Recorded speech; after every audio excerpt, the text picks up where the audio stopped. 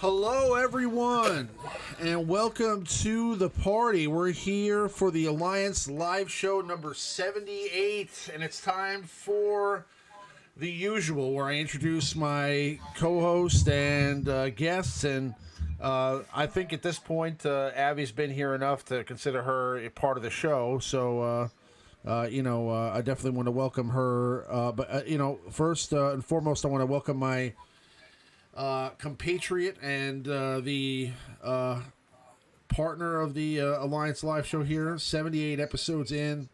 Good old Maurice. How you doing, bud? I'm good. How are you guys doing? Doing good. Maurice, I think you're coming in double, so just make sure Hangouts is muted. And also, I want to welcome from the In-Depth podcast with Nukin, Abby. How you doing, Abadash? I'm doing great. Thank you very much. Glad to be here. Awesome.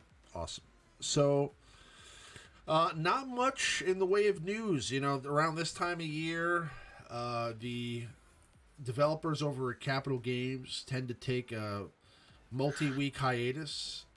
This happens every year around this time, and we just recently had a legendary event with C3PO, so we'll do a little bit more testing of C3PO. I did get him to Gear 12 over the week. We missed last week's episode due to the holiday. I was going to stream with Avanash during the week, but I came down sick, and we kept missing each other with Christmas and Christmas Eve. Maurice was out of town, so we couldn't really do the show last Sunday. So we're gonna, we're just gonna do the episode that we were gonna do last week this week. But we're gonna do a year in review, kind of just discuss some of the different things that have occurred over the course of the last 12 months, the good and the bad and the ugly, and then we're going to also take a look at some arena battles here and do some testing, and we'll just kind of talk a little bit about the Grand Arena that's come up and see if maybe there's a chance that we can kind of take a look at how everybody's doing with everything, and we'll go into the meta report top 5, and then later on we'll round it up with the Q&A as we usually do to wrap up the show. Okay, so I will try to, I guess, turn up my mic a little bit. Let's see here.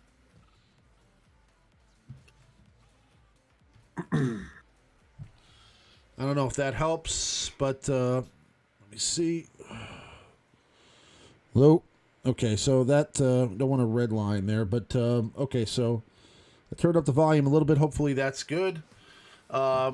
But either way, I want to dive in here and kind of talk about the Grand Arena. Let's start off with that. So they were doing a 3v3 Grand Arena about a week ago, and now we're doing a 5v5 again. Do you guys think that this is going to be the new norm? Like, we're just going to basically bounce back and forth between doing 3v3, 5v5? I mean, do you think they're going to deviate from this pattern and kind of go with a 2v2 at some point? Like, how do you guys think this is going to go? Well, it looks like they're just going to alternate them, right? Like, now we got this map, and this map is atrocious on this Grand Arena. This map is pretty dumb. You just put all of your squads in one zone. There's no strategic advantage of where you place them or anything like that. No draining counters. You just, bam, this is what I got. Use whatever you want to beat it. And then the first time, they had it zoned off like 2 and 2. And then we had the 3 versus 3, of course. It didn't include ships. So I would imagine there's probably maybe another variation or two, and they'll just kind of rotate them. That would be my guess. Okay. I'm not a big fan of the 3 versus 3, but a lot of people are, and so I could see them maybe rotating that in every other time. We'll see. Well, I'm kind of a fan of the 3v3 at this point. I mean, I do like obviously 5v5 for Arena.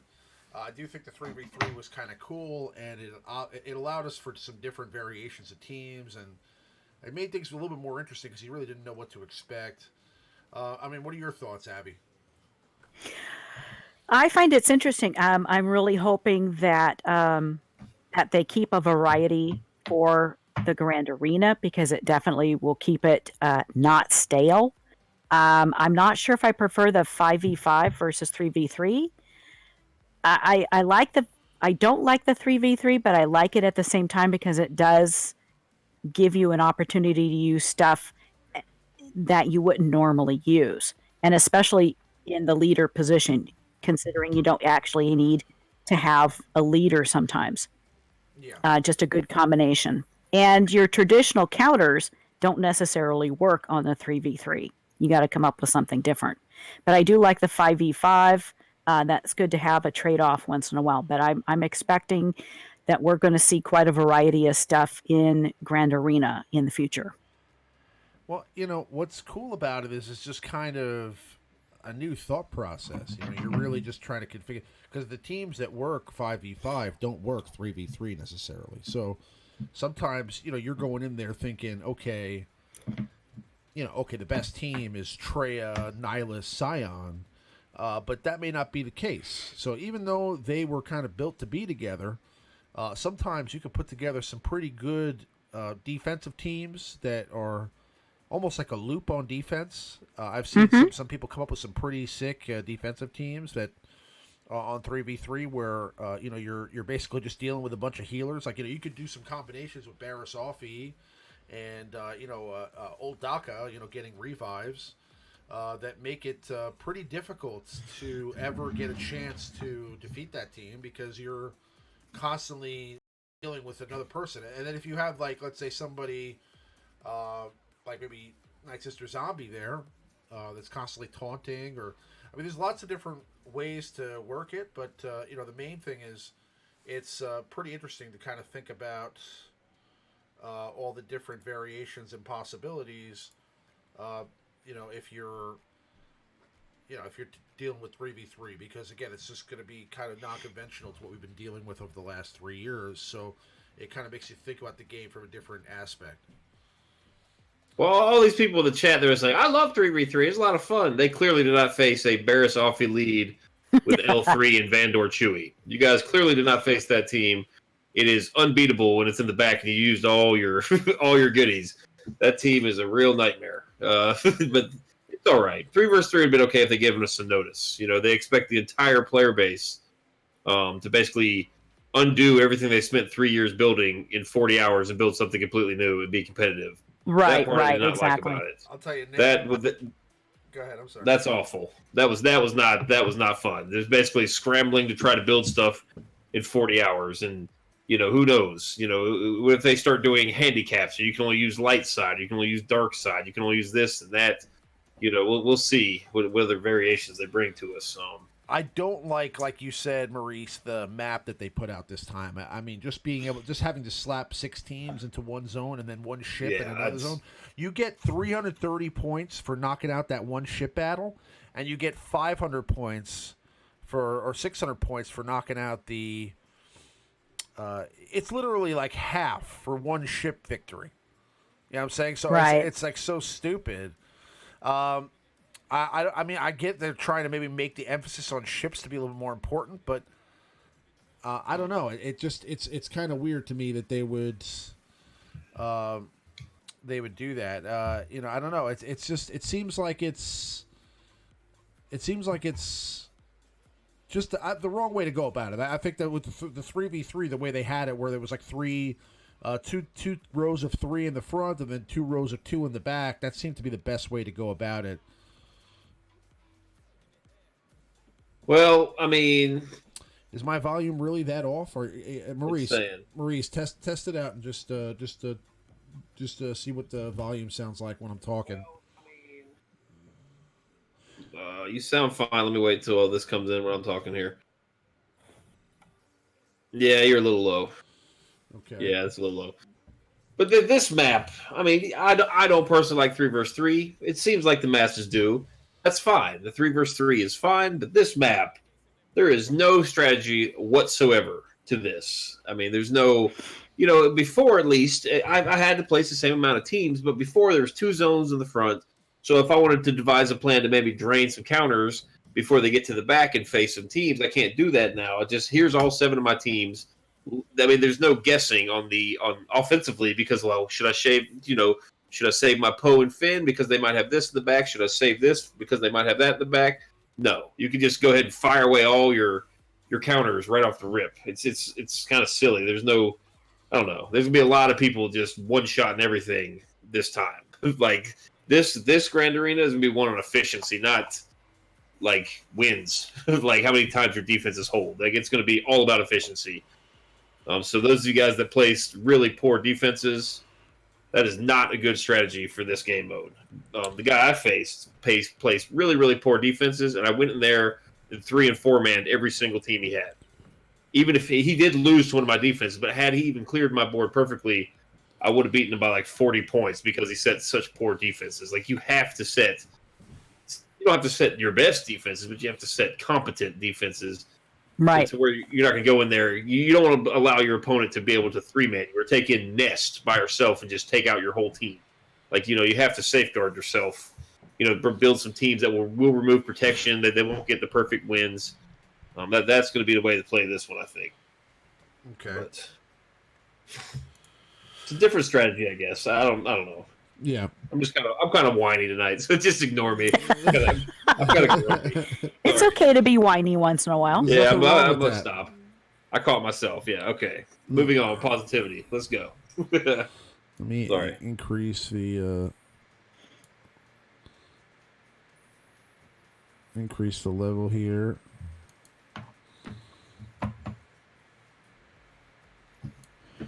Okay, so you guys tell me if that's better. I feel like I'm going to be redlining here pretty soon, but you know, I think that should make my voice a little bit more.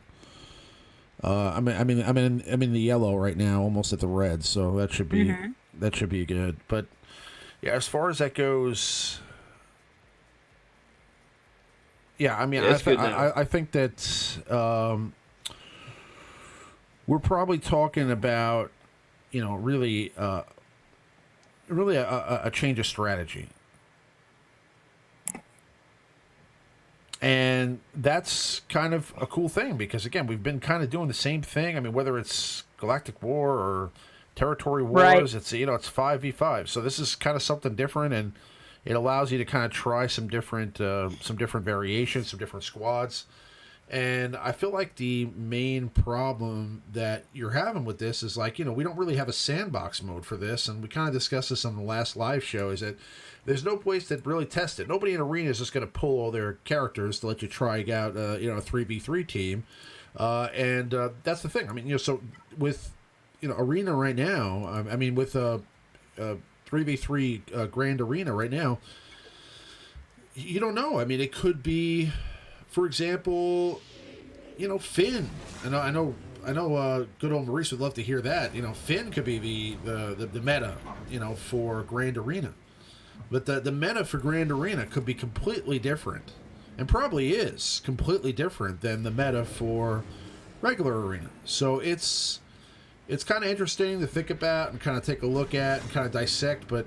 I think just like anything else, it's going to be trial and error, and over time we'll get a little bit more used to it. We've only had one so far, so it's a little bit early to, say this is it and that's it. But yeah, I mean, like teams like Maurice is talking about here, like the Barris lead with Vandor Chewy, and that team is pretty sick. I will say, I had a clear advantage over my opponents in mods, but if we had even mods, he would have destroyed me. He out-strategized me tenfold. He had a fantastic setup 3 versus 3. I actually copied 3 of his teams exactly for the championship round of 3 versus 3. I straight copied them. It's POU. I don't want to say poo-poo, and that's not how you say his name, but if you're listening to this, hats off to you, man. He had some really good defenses in there, and ones without really fast, very, very hanky teams. And they were a pain. I really, really struggled. They got down to the wire. Like, he couldn't beat my last team. I couldn't beat his last team. It was a good match. Well, that's interesting. I mean, Maurice is pretty creative with his team, so if you were able to pull the wool over his eyes, I would say I know me, the Don Dada of this game, but I mean, I've learned a lot about this game. I mean, I put questionable Zetas already. I put a Zeta on a couple characters that I wouldn't normally have, just after seeing how they work in Grand Arena. Yeah. I am now the proud owner of a Stormtrooper Han Zeta. that happened. Okay. Well, that happened. They gave us way too many Zetas over Christmas break, and I can't sit on 3 full Zetas. I gotta get rid of one of them. So there it was. Put one on Wampa. I think Wampa's that I've reluctant to put one on him for a long time. But now we got Zalbar Mission. We got Ordo coming up. We've got Karth. A lot of dot mechanics. I went ahead and pulled the trigger on that one. You know what just happened? A little late, I guess. You know what just happened, which was kind of weird? That I don't know if this is... Maybe I'm nuts for not seeing this before, but... the 2 characters just countered at the same time, but to different characters.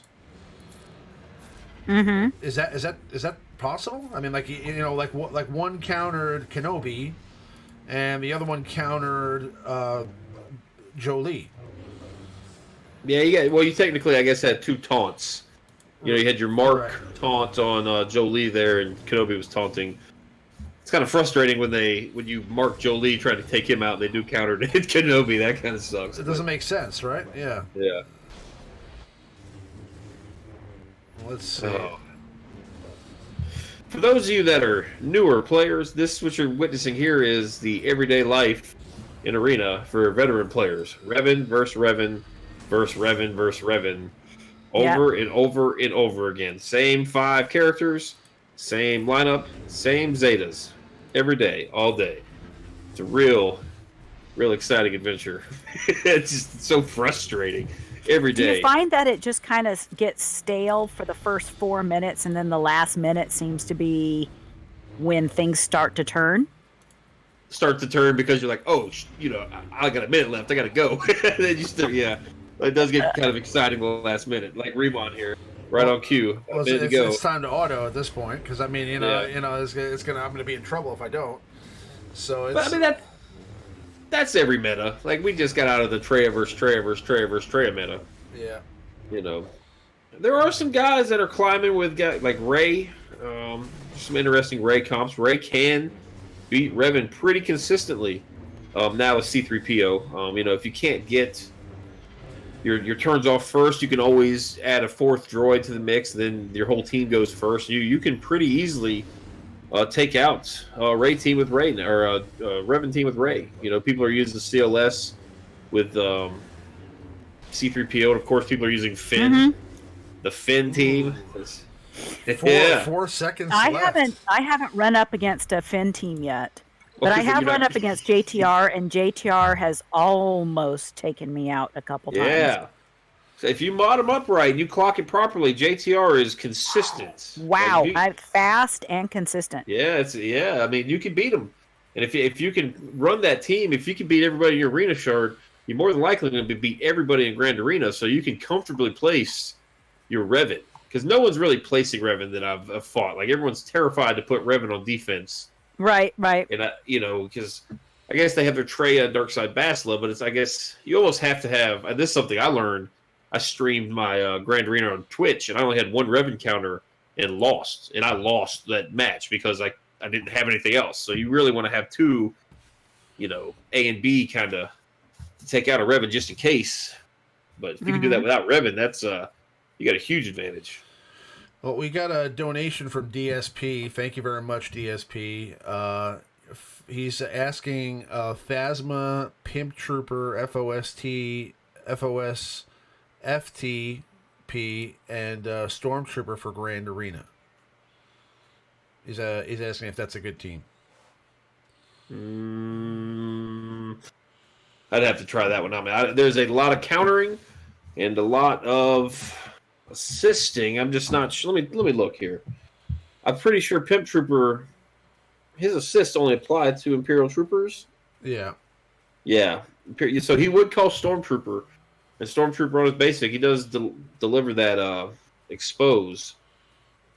I do like Stormtrooper. Stormtrooper's actually, if you're in an all 5 Imperial Trooper team, I actually think Stormtrooper's better than Shore Trooper for that very reason. He's assisting, exposing, you know, going nuts. How dare you? Shore Trooper is the best. Okay. Now, he is, but you can stick your Shore Trooper with your squishy pout now. You know, like, you comfortably put him elsewhere. I spent like $500 for Shore Trooper, so I have a special place in my heart for that guy. Yes. You know, he gets the gear. You know, even though I do agree, Stormtrooper is pretty good. I mean, they're pretty much almost just as good as each other. The only benefit that Shore Trooper really has, I think, is the pre-taunt, and that's kind of almost irrelevant now with all the characters that can ignore taunt or just can avoid it, you know, or dispel. There's I mean, when pre-taunt came out, that was like the meta changing thing. I mean, remember that was they came out with Shore Trooper, and then right after that, Baze Malbus dropped a few weeks later, and those were like the two pre-taunt characters. And then you know, the whole crit immunity meta started, kind of negated Lando and all those crits that he was doing with his AOE. That was like right after the Danger Zone team was like what it was all about. So that pretty much killed the Danger Zone, and then they started with that whole Rebel meta with all the Baze Malbus teams. With you saw Baze Malbus and Chirrut everywhere for like about 7 months. You know, so it was, if you didn't have Baze and Chirrut, you were pretty much in trouble. But yeah, I mean, you know, and that's another thing. I mean, Baze and Chirrut, how do they fit into the Grand Arena? I mean, do you think it's Jyn Erso, Baze and Chirrut, or you know, who's the third that goes with Baze and Chirrut in Grand Arena? Well, the first instinct is Jyn, right? And we actually said this on our stream. We were talking about it. But then I played it, and you can defeat all 3 of those characters with Nest all by yourself. There's just not enough damage to take Nest out. Nest is countering and cleansing or dispelling Baze, and you just eventually wipe all 3 characters out with one. I think that's a good team. I mean, they might not have nests. You know, if they don't have nests available, then that's probably gonna be a little better. But I don't know. I mean, I don't know. I don't know. Like I don't know. I mean, if it might be better just keep for offense, which is weird. Baze and Sharut, pretty traditionally defensive characters. They're not. I don't know. You know, yeah, I was thinking the same thing. I really don't know, and I don't think that Jin is the answer. Even though Jin, would be the first go-to there. I think that the best answer really is going to be Bodie Lee Jays. No. I think the go-to there is possibly. I mean, another rebel leader, but possibly. What's Stormtrooper Han's leader ability again? I was just it's a defense boost if they're above 50% health and offense boost if they're below. So that one could be decent, but if you run that team, you're gonna want to have Churret hitting like a monster because that's all you got. So you need to get him. You got no damage, right? Hitting, but I mean, you don't have to have damage on 3 versus 3, especially. You can just hold and infuriate the opponent. Yeah. Well, let's take a look at Rebel leaders here and just kind of think about it for a second. Not think this is a CLS lead, yeah, for sure. CLS lead would definitely be an option, but you don't want to waste CLS on Baze and Sharut. I think you want to use CLS with a different team. That's the CLS Han Chewie beat everything 3 versus 3. That's a win. Another thing I was thinking is maybe Baze and Sharut just don't have a leader. Like maybe you just run a non leader with them, and you run like let's say. Maybe you run somebody. Oh, you know what? Somebody like Rolo or Scarif Rebel Pathfinder, and just make them like a timeout team. Because I mean, Scarif Rebel Pathfinder is going to have buffs on them the whole time. I don't know. I mean, again, I don't know the answer. Farm Boy Luke's got tenacity leadership. Princess Leia. I know. Princess Leia has a leader too. Try grabbing for straws here. Let's think. I like it when Maurice muses himself. Well, I knew it was BS before I said it. I just said it anyway. But what about Akbar? Yeah, I mean, I guess you're not really getting into characters that benefit. What are you gonna do? A double dispel with Baze? Like if he pops a special attack, gets another turn, just dispel you again. What about Old Ben Lead? Old Ben Lead, yes, that is actually the best one thus far. Evasion leads are a thing in 3 versus 3. I think those are very good. Old Ben and Dooku. Just because you can put, especially Dooku, either one of them. Both those characters have useful leads, and you can throw in kind of your leftovers. Like maybe you got a spare rebel, spare scout. It doesn't matter. It's not faction oriented. You can just throw them in there, and then pretty good.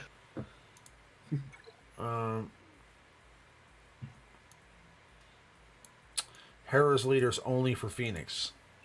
Yeah. Okay. Yeah, I mean, and I think that Wedge and Biggs kind of go with Lando. So I think that's kind of a sewed up team. I think CLS kind of goes with Chewie and Han. Yeah. Well, that's the thing. Wiggs. I mean, if you guys, if they announce 3 versus 3, put a little speed, put a little love into Biggs. You can take out a lot. You get him fast enough, you will get that 45 speed boost. That Lando, that Lando Biggs Wedge team, it's a good team. Is a killer in 3v3. Yeah, that's your damage team. Yeah, you got extra speed and crit damage. So I mean, you could probably one shot a threat as long as they don't have like a pre-taunt. You could probably one shot. I mean, a lot of attacking characters, like a lot of threats on the other side with those 3 just in one go. First move, just boop boop boop, down they go. But like clockwork, they always just go for Jolie first. Yeah. So Another topic I wanted to discuss before we get into the meta report here in a little bit in the top 5 is 2018. So as a whole, a year has passed and we're moving into 2019 here. After tonight, actually, for us it's tonight. We're already on New Year's Eve here today. So after midnight tonight, we'll be in 2019. What's were the best things that you think that happened in the game this year? I mean, let me take a little bit from both of you guys and kind of get your opinions on kind of like a year in review here of 2018. Do you think what was the best thing that happened this year? Wow. I think there's just been a lot of stuff. Just an overabundance of stuff. There was kind of a gap there for a while, but definitely Revan coming into the game is one of the things that people have been looking forward to for a long time. The fact we got a new raid this year, which is a Sith raid. Whether that's a good thing or not depends. Did Territory Wars come out this year? Well, no, it was actually the tail end of last year. I was going to say, I couldn't remember if it was like December or January that it came out. Was it? Because Grand Arena? It might have been, because you know what? We got Territory Battles end of last year. Did Territory Battles come out first or Territory Wars? Battles. Battles came out first. So Territory Wars might very well have been... I have a feeling, though, it was December last year. I may be off on that. But yeah, I mean, we got a lot of interesting stuff. I mean, we got all the KOTOR characters this year. We got all the Scoundrel characters this year. I mean, for me, that was really the main highlight, was the addition of Revan and the KOTOR characters. I mean, I am a huge fan, as many people know, of the Old Republic characters, and that's basically what I've been waiting for in this game for a couple years now. So I mean, the release of these characters was huge for me, and really kind of rejuvenated my interest in Arena, because I when Bastila came out and you could use the Jedi again, I was really kind of excited about that. I mean, she kind of made a 4-star character awesome, which was kind of cool, even though it was a little bit nerve-wracking, I guess, for people that had their 7-star trays and everything. But it was interesting to see a marquee character kind of shift the meta, and we've had a couple of those throughout the year, and we'll get into that a little bit more when we do our top 5 today, because we're doing top 5 marquee characters when we get there. But we had a lot of interesting marquee characters this year, and we definitely had some meta shifts. But I think that the majority of the year, it was pretty much Palpatine and Traya, and then we started to see a shift towards the end of the year with Bastila, and then eventually Revan. That just became a better leader. It was really like a matter of subsequent Jedi leaders that happened. We had first Grandmaster Yoda get a rework, right? And then they released Bastila a couple weeks later. So Bastila kind of became the new leader for the arena after they fixed her leader ability, because it wasn't working as intended. And then we got Revan just a few weeks after that. Well, actually, not a few weeks, a couple months after that. So Revan became the meta and kind of took it over, and that's where we're at now. But they kind of took advantage of you poor Jedi faithful, like, here, Grandmaster Yoda gets a rework. Look at this brand new Zeta leader. Ooh, look, gotta have it. He's a Jedi. He's gonna make the Jedi better. Then, gotcha. Here's Bastila. Bastila's way better. Here, Zeta, her leader. So, okay, all right, whatever, that's fine. Let me get Bastila now. Now you got 2 Jedi leaders, and here comes Revan.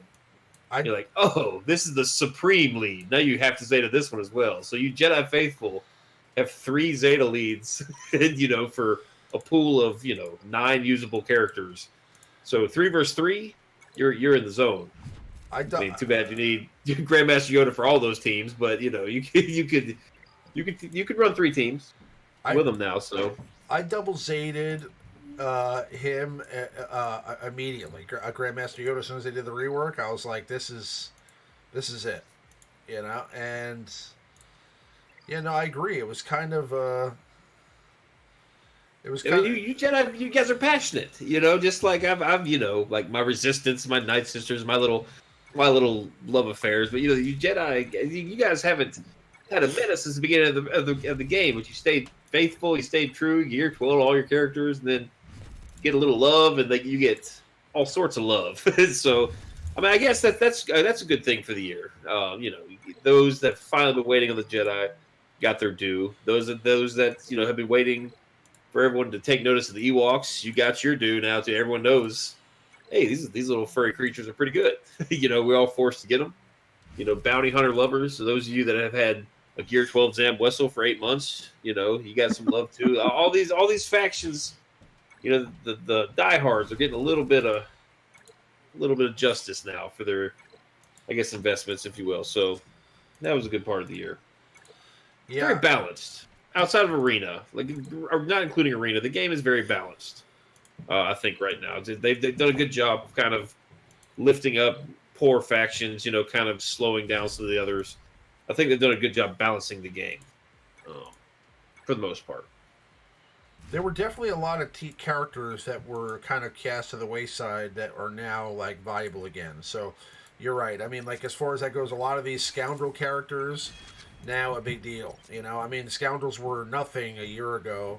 They were awful. They were awful, and, Yeah. and now, I mean, with Bosk and with Emphy's Nest, and and with all the bounty hunters that came out this year, Embo, Jango Fett. I mean, Jango Fett came into the game this year to not really too much fanfare. I mean, he wasn't a legendary character like everybody was assuming he would eventually be, but he came in the game, and now he's going to be a part of this scoundrel bounty hunter faction. So you have lots of cool characters, lots of interesting additions. It's going to be kind of interesting to see how these teams play out.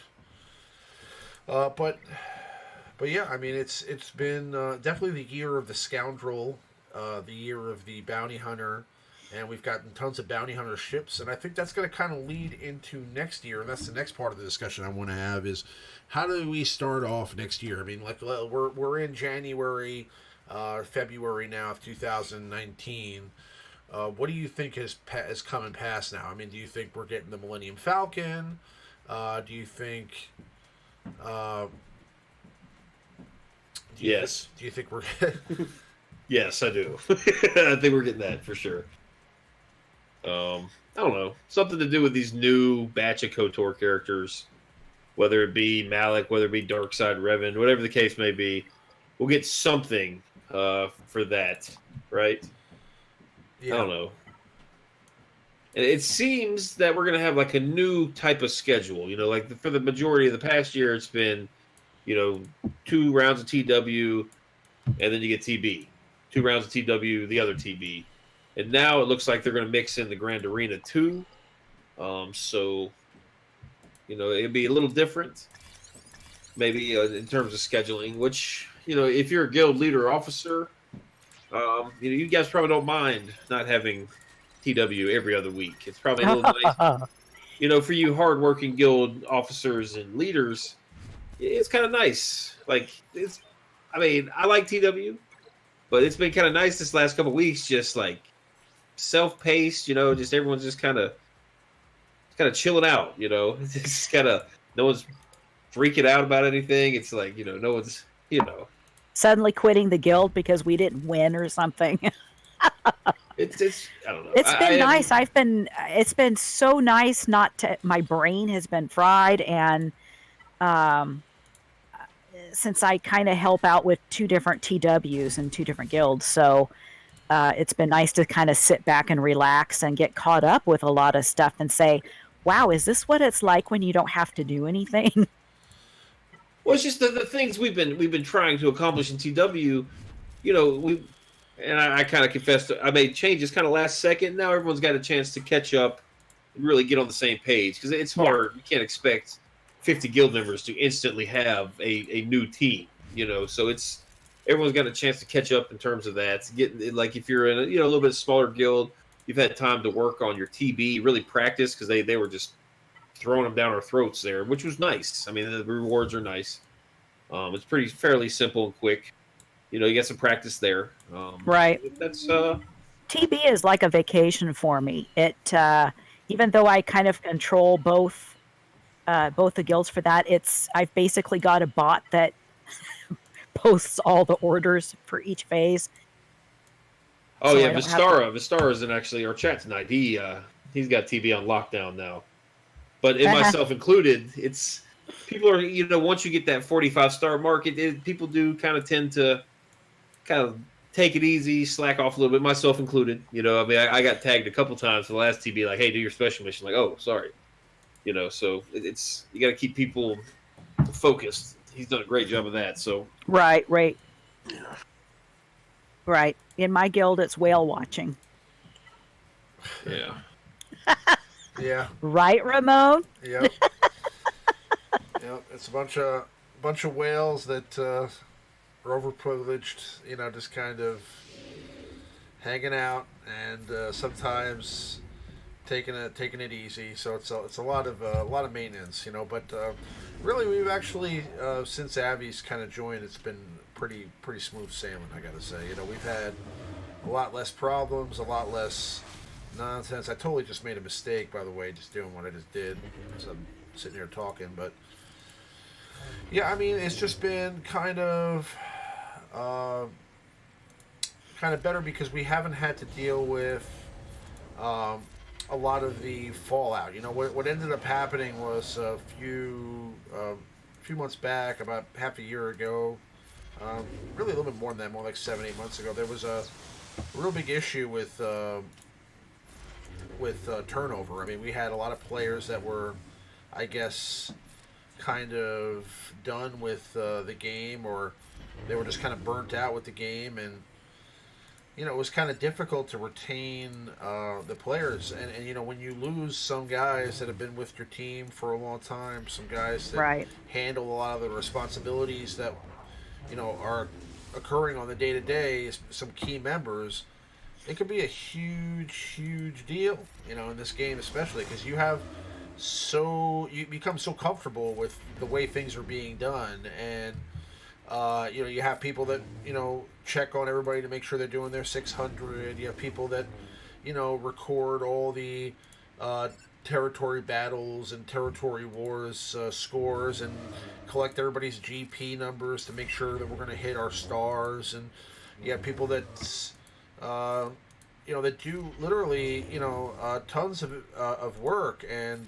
they put their own time into it, and I mean, you take that for granted, and what ends up happening is then you have a situation where some of those people kind of either quit or go to another guild, or just don't have the time anymore to really dedicate to do that, and it kind of becomes a huge burden to find somebody else that can help you out with those things, because if you don't have time to do it yourself, it can be pretty difficult to say the least. Because it's the game is very time consuming. It's very demanding. There's a lot of things that need to be done, and if you're just playing the game casually and you're not really looking to to be competitive in TW or TB.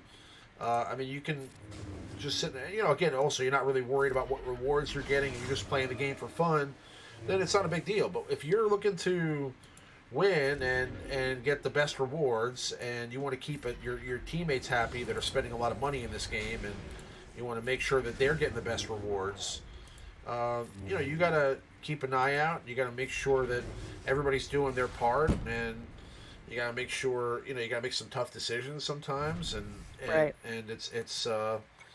it's not easy, and sometimes players that have been playing with you for 2 years aren't cutting it anymore, and you got to sit there and tell them, hey, listen, if you're not going to play, we can't have you here, and that's that's a tough thing to say to somebody who you've been playing with for a year and a half, 2 years. That is your friend.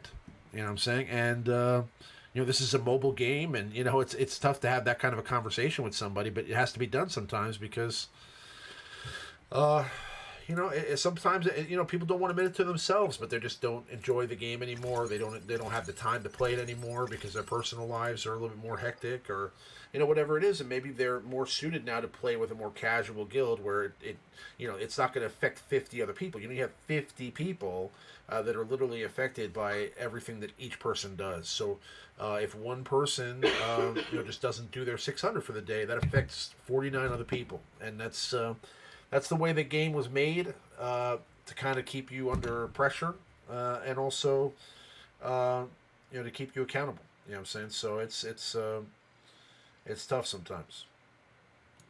But Yep. But all right, let's get into the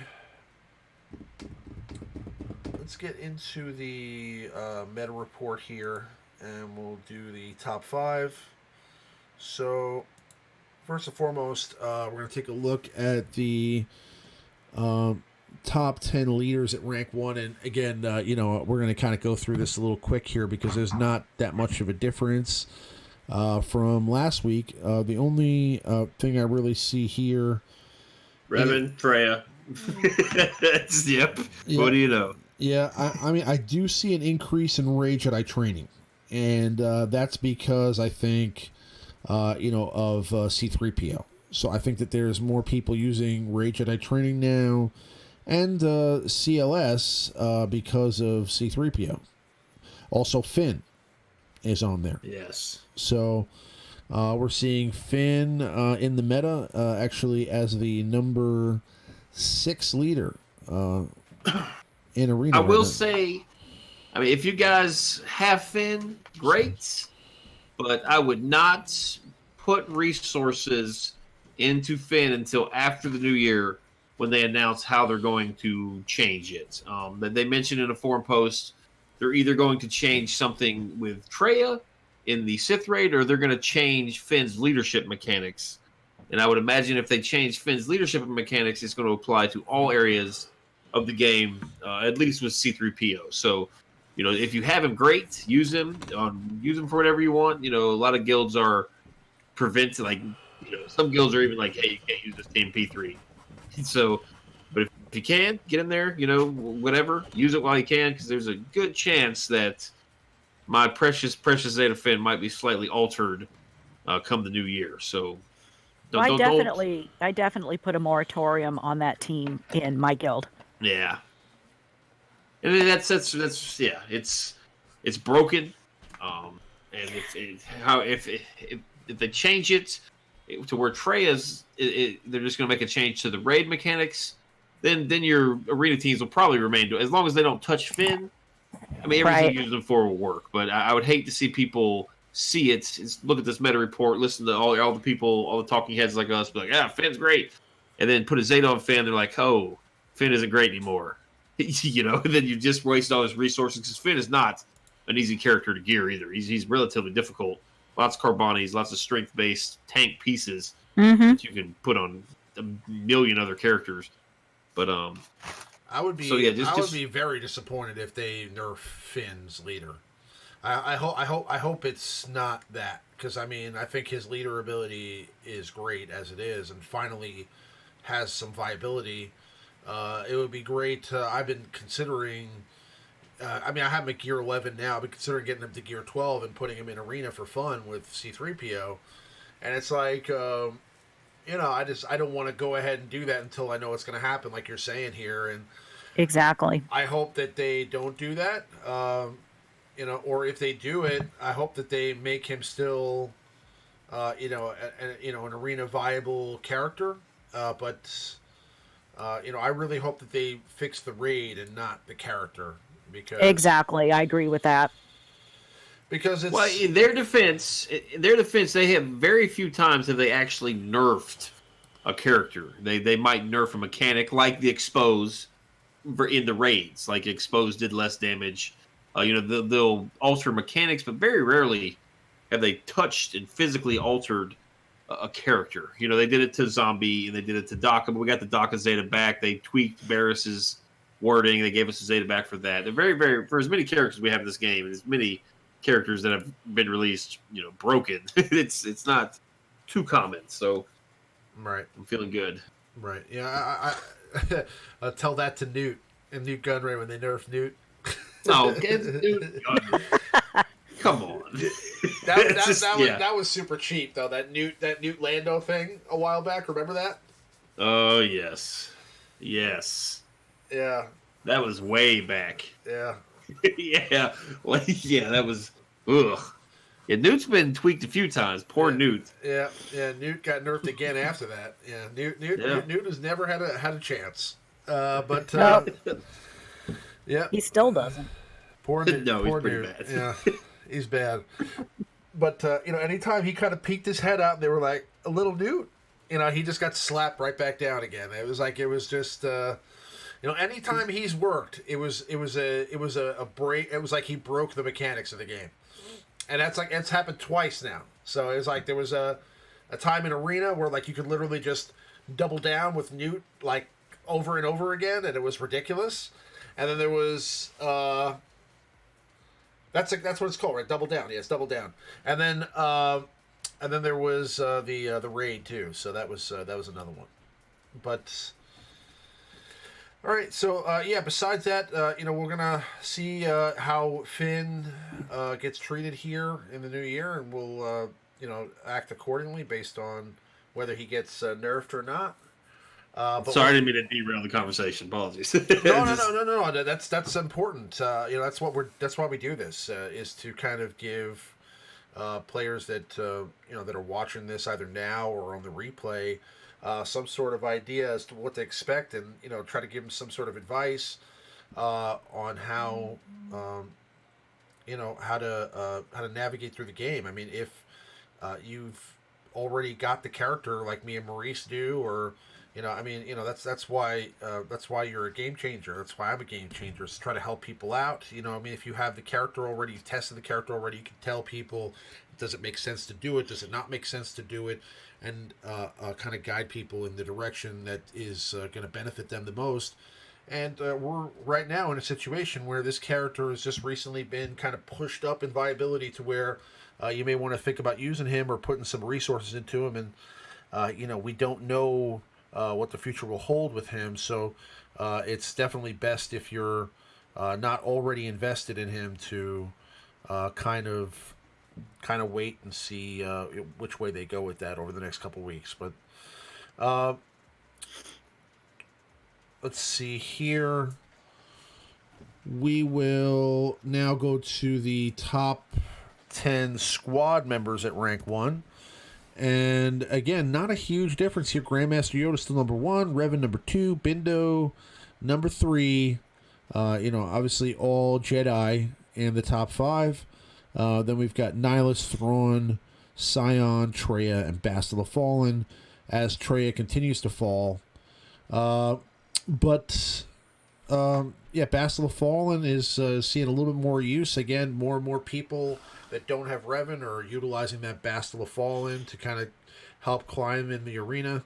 But it's really just five Jedi in the top 5 spots, and then 5 Sith in the bottom 5 spots. Actually, Grand Admiral Thrawn is just, he's just awesome, so that's why he's there. But yeah, again, not huge. Nothing changed in the meta report for the top 10 squad members. So that's really, except for maybe a few more Bastila Fallens, we're looking at really pretty much the same thing we've seen over the last few weeks. So we're going to go on to our top 5 now. And this week, as I said earlier, we're doing top 5 marquee characters in Star Wars Galaxy of Heroes. So, this is a pretty interesting topic. Again, we're at the end of the year here, so we're going to take a look at the year in review and kind of talk about the top 5 marquee characters. The marquee characters were really introduced sort of towards the middle of last year, and we have about a full year now of marquee characters, and we've had a lot of interesting ones. So we have, Nest, Scion, Jango Fett. I mean, we've got lots of characters to talk about here. Let's dive right in at number 5, and our number 5 marquee character in the game is Bosk. Why do you think Bosk is here, Maurice? Well, I mean, he is the ultimate leader for the bounty hunters in terms of the PvP, the Grand Arena, the territory wars. He's just the ultimate leader. He's got arguably the best ship in the game. His Zetas are very, very useful. Both are sound investments. He brings a tenacity element into the game. But they're up until Mods 2.0, and then we got leads like Boss. There hasn't been really. I mean, tenacity was a joke. Like, I mean, who cares? I mean, since you can stack much tenacity as you want in a character, it didn't matter. But that 50% he gives, really, you can really start modding teams for tenacity, and it's nice because they don't really have a cleanser per se in that faction. So you could actually you can brings a whole new element of strategy and just a cool character. I mean, taunt and frenzy is nice. that's a cool combo. Yeah. So. Yeah, no, I agree. Bosk is huge, and he pretty much makes for the best leader for the bounty hunters on defense and territory wars, and he's also basically what makes that team viable. His Houndstooth is possibly the best ship in the game, and you could even argue that he could be higher up on this list because of the fact that he does have the best ship in the game. But we're talking strictly about marquee characters for arena, territory wars, raids, things like that. And I think that overall, he's definitely a top 5 character. What are your thoughts about Bosk? Avi. I like Bosk. I like Bosk a lot. He's a great tank, great leader. He just, I just love it. And his contract, once he gets that contract up, he is really hard to kill. He's also, of course, really not that good looking, but he could be related to the Gorn from Star Trek. I think, he's looking a little more yellow than the Gorn is, but he is wearing better clothes, though. Yeah, he does have a cool outfit. But yes, he is. But yeah, Bosk is definitely one of the best leaders for Grand Arena as well. So he's got a lot of utility, and he's definitely one of the top 5 marquee characters that we've ever had in this game. So, definitely. So that's our number 5 marquee character in SWGOH. Now we're going to go on to our number 4 marquee character in this game, and we have Mother Talzin. So Mother Talzin came out late last year, and she was originally supposed to be exclusively to an event. She was sold as a marquee character, but she was supposed to be tied to the Defense of Dathomir event, and she then ended up becoming free to play a lot sooner than we expected, because they kind of didn't really put the event cadence out as frequently as they'd initially intended, so they kind of screwed up with it and just put her in a hard node. But she's definitely one of the best hard node farms in the game. She's one of the best marquee characters ever to come into this game, because she basically brought the Night Sisters from obscurity to viability, and she's got the most her own unique debuff called Plague, which basically can render teams ineffective, depleting their health throughout the battle. She also is essentially a newer version of Emperor Palpatine, bringing a new debuff, and also basically shocking opponents with her basic attack, reviving her allies with a basic if you use her leader ability, and then she has the ability to call in all allies to assist with one of her specials. So she's overall just a fantastic character all the way around, and definitely somebody that you need to have on your roster for territory wars, territory battles, and pretty much all phases of the game. So what are your thoughts? Well, I love Talzin. I think she's fantastic. I mean, Plague is a game changer. Like to the point where people really started developing healers and healing units just to counter her. Like she was. I mean, the Night Sister meta lasted a long time. Right. Kind of, she was a marquee, but they kind of got us on that. Yep. They kind of tricked us with that one, but that's okay. I'm over that now. I mean, but hey, it's great. It's a great character. Yep. Great character. Marquee was what transitioned from the Erodium. So basically, it was Erodium, and then it was Marquee. So then we had I think I don't know if Death Troopers event was a Marquee event. I think that was the first one that was really like that.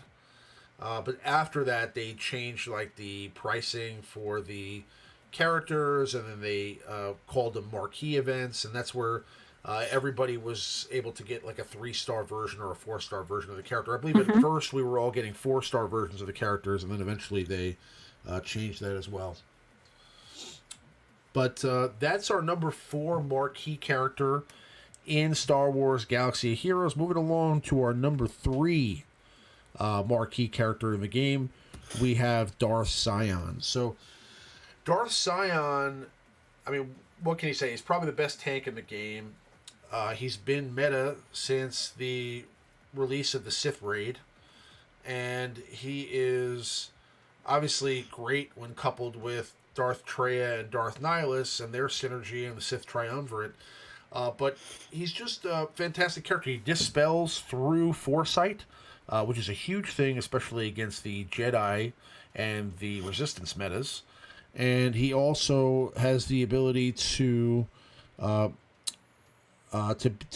on he has a passive taunt, with based on his pain, the debuff that he brings to the game, and then he has Held by Hatred, which allows him to basically get an extra life. So it's sort of an alternate version of Bounty Hunter's Resolve, which allows him to basically be revived if he's defeated, but he also gets an increase in damage as well, so that's a huge thing also. And I mean, his basic attack does a decent amount of damage, his special Break Will does a decent amount of damage, so overall he's just a great character and a great addition to the game. Definitely a fantastic marquee and somebody who was worth the investment if you made that purchase earlier in the year.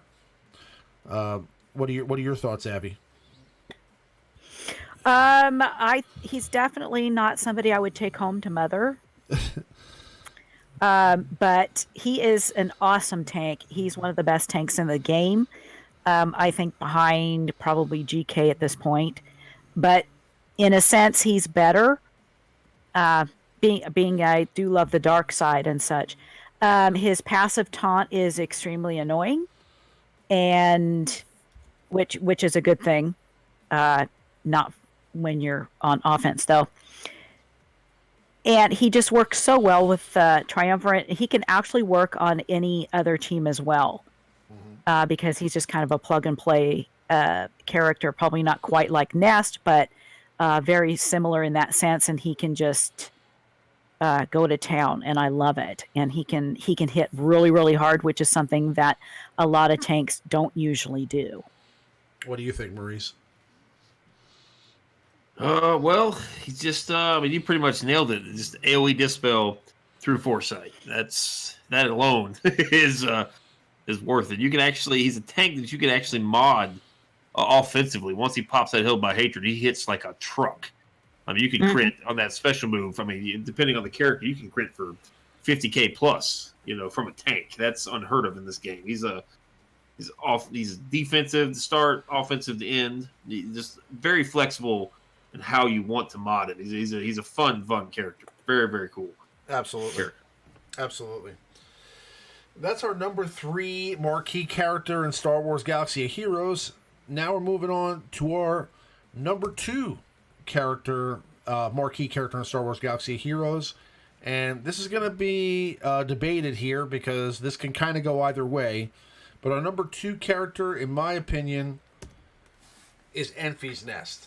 So this is kind of debatable, and don't laugh at my Enfys Nest, okay? Just don't laugh about it, okay? Because it still hurts my feelings.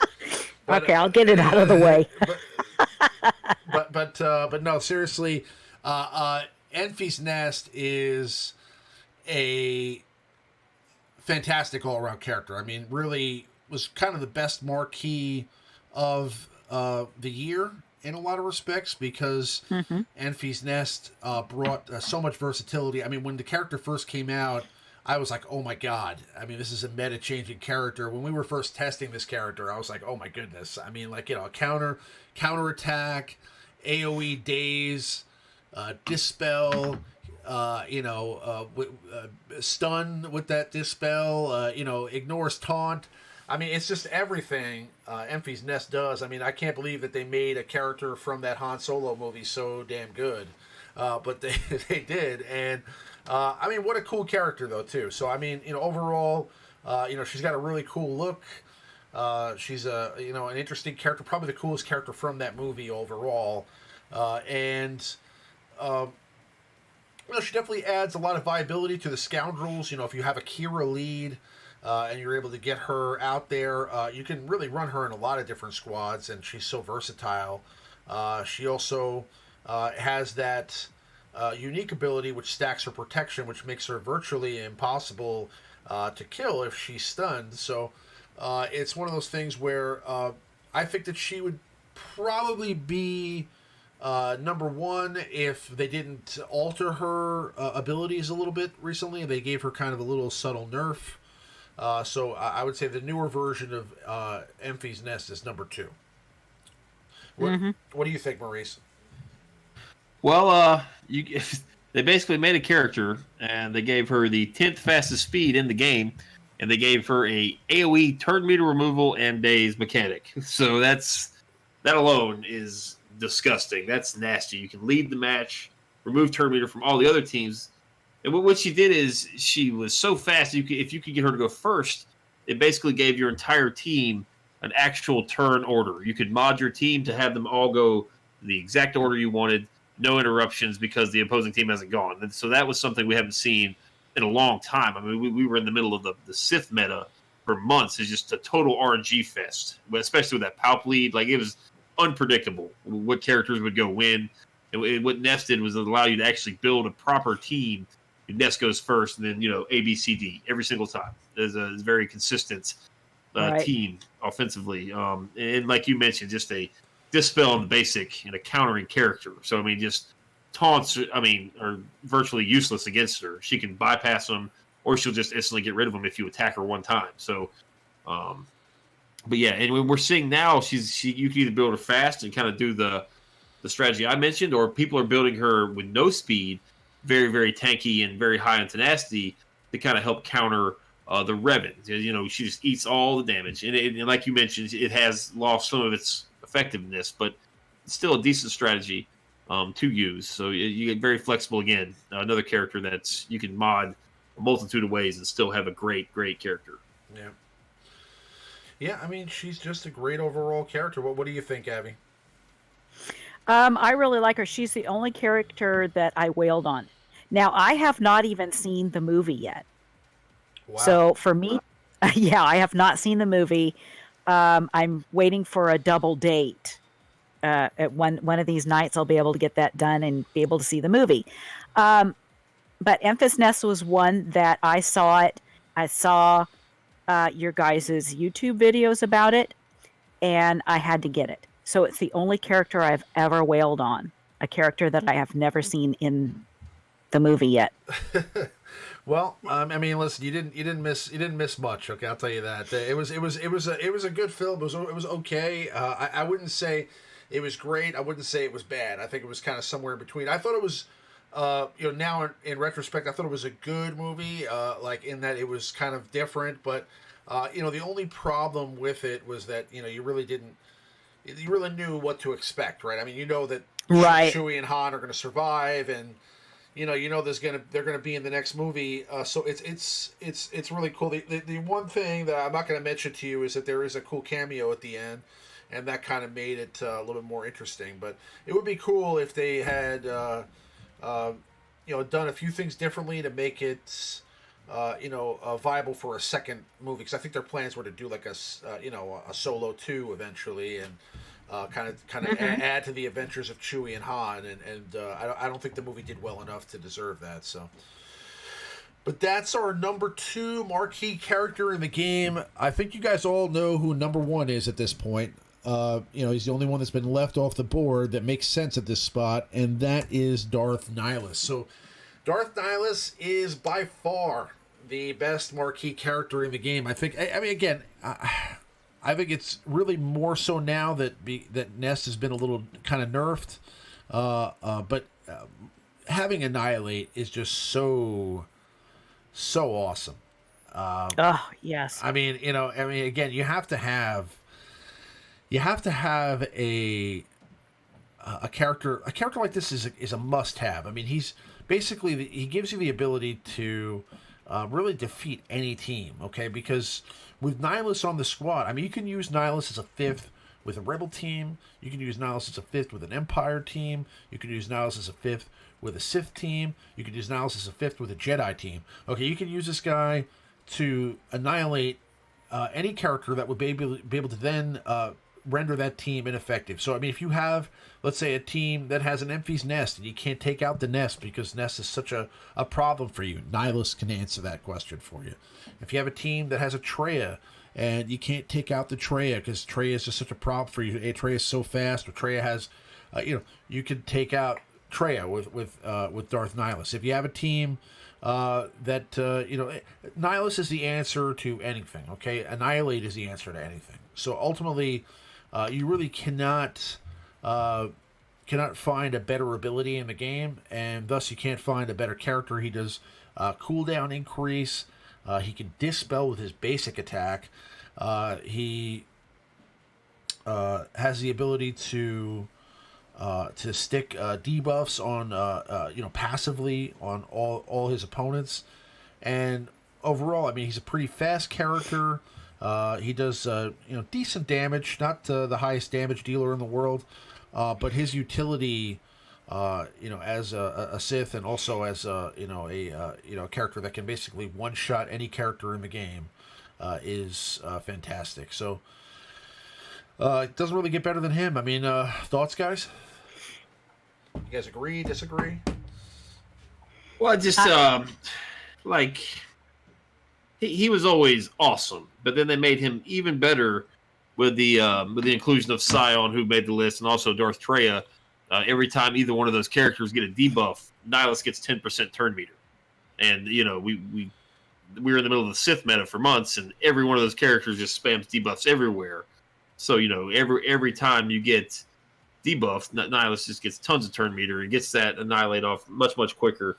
He's just a great just a character. Even you don't even need a Sith team. I mean, when Nihilus came in as the marquee character, I mean, he is number 1 here on the list because every single person in my veteran arena shard had all 7-star Gear 11 characters with a 3-star Nihilus. Like, everyone used Nihilus. Doesn't matter what the star level was. It still doesn't really matter. Especially now with that unique, he also gets the 30% max health stacking. Right. So, he does become very, very tanky. And there's really no way to take him out unless you annihilate him, or you just have massive amounts of like max health down, exposed type damage, Chewbacca type stuff to take him out. So he is a very, very, very good character. Everyone should have Darth Nihilus at least unlocked. Yeah. And using him. Yeah. If you're early game, this is the character to go for. Yeah. But yeah, I mean, what are your thoughts, Abby? He is definitely number 1. Yeah. That Annihilate is the ultimate what you need in the game to be able to counter a lot of the teams and a lot of characters that are out there right now. If you don't have them on the team, you're going to have a much tougher time taking them down. Right. And no, he's great. And you got to love a guy in a dress. What can I say? Well, he's also... he's also going to always be a part of the meta. I mean, because he has that ability, and because there's never going to be I think another character that comes into the game that has an insta kill. Maybe one day, maybe Revan, the dark side Revan, who knows? But whenever there is a Sith meta or whenever they add new Sith to the game, it's going to be Nihilus. He'll be part of that team, and he'll always be kind of like Rex, a counter to some of the meta teams out there. Mm-hmm.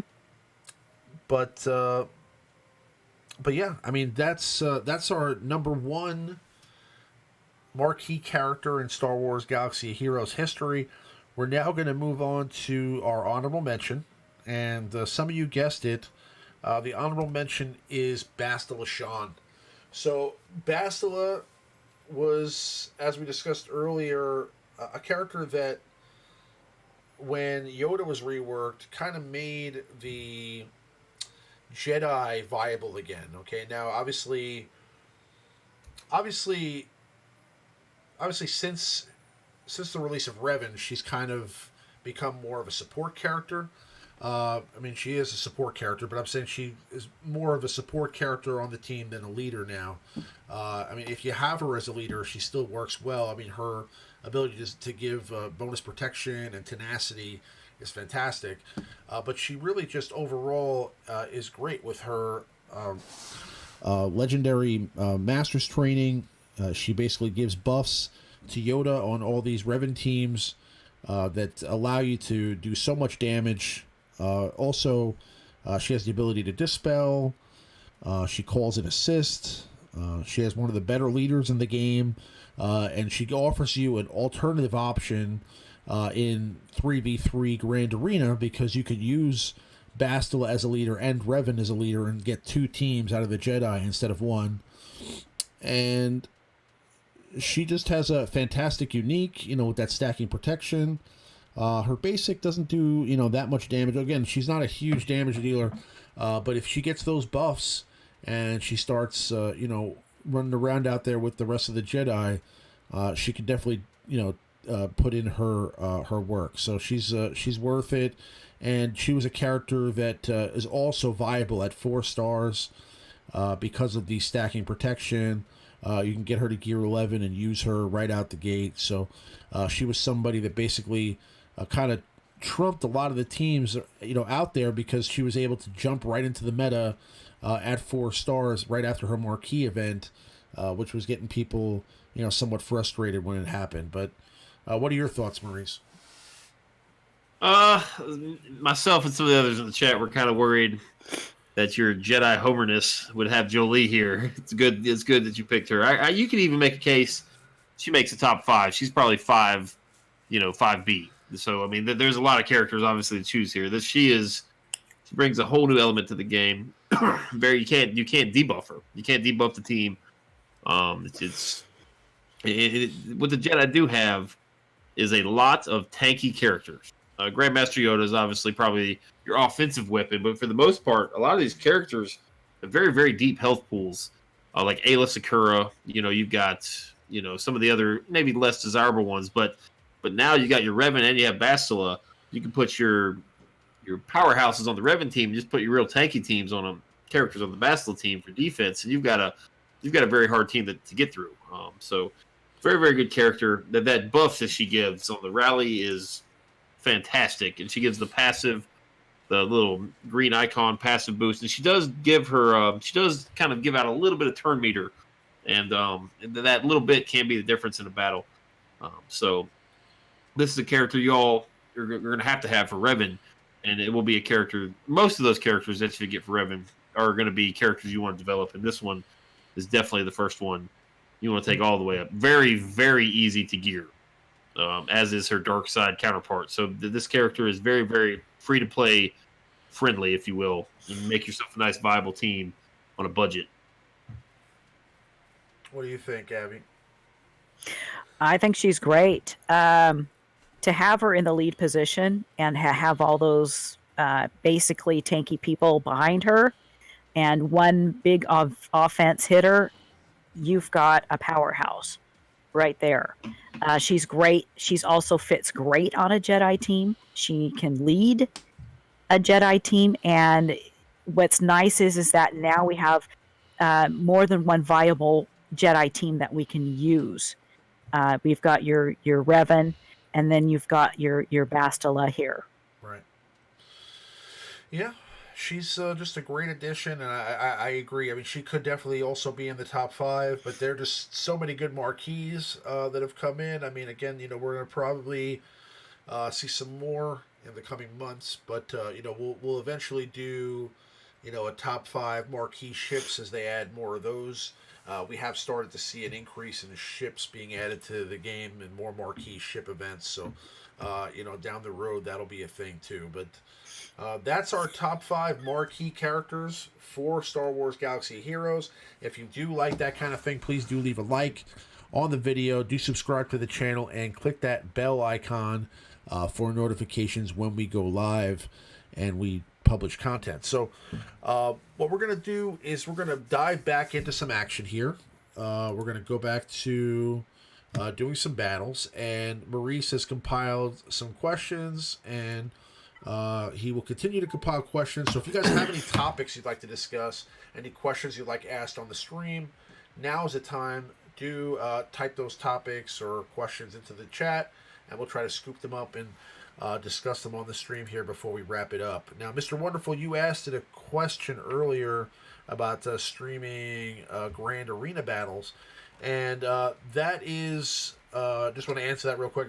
I would do that. I'll eventually do a stream just for Grand Arena battles or record a video for them, but it's kind of difficult to concentrate and talk at the same time on what I'm doing in Grand Arena, especially when you do put some of your better teams in on defense. For example, this time, I actually did put some decent teams on defense, so I'm going to have to probably be I'm going to have to think a little bit outside of the box here to defeat this guy. But I haven't done my battles yet. I may do my first one here while we talk, but again, it's one of those things where I have to be careful, especially in this particular one. I mean, with the 3v3, I think there's a little bit more. It makes it a little bit more for an interesting stream. But when it comes to the 5v5 with 6 teams in one section, I really have to find a way to win all 6 of these battles. So I need to really be careful what teams I use and make sure I make good decisions with the characters I have, because if I lose any, I may not be able to clear the territory, and that would be problematic for me. So again, this is one of those things where it's kind of tough for me to concentrate and talk at the same time, and I will do that, but probably when we do another 3v3 arena or 3v3 Grand Arena. Yeah, I'll back you up on that one. The only Grand Arena battle I've lost is the one I streamed on Twitch. So that's it is. Oh, how embarrassing! Well, it's like, if you're streaming it, you feel obligated to finish it. And what I did is I lost to a team, and I should have put the phone down and tried again later. I was on Grand Arena tilt, right? And so I just kept going and going, and it kept getting worse, and I kept wasting characters. It's tough. It's good. It's good for teaching and experimenting and showing stuff off, but if you lose a couple battles, it can get ugly because I don't know. You don't really have the luxury of trying later when you're not on tilt, if you will. But we do have some questions. You answered that one, so I'll cross it off the list. The first one came at the very, very beginning of the stream from April P. I'm gonna just go April P to avoid butchering your last name here. Do y'all think you should only require... Let me read this in my head first.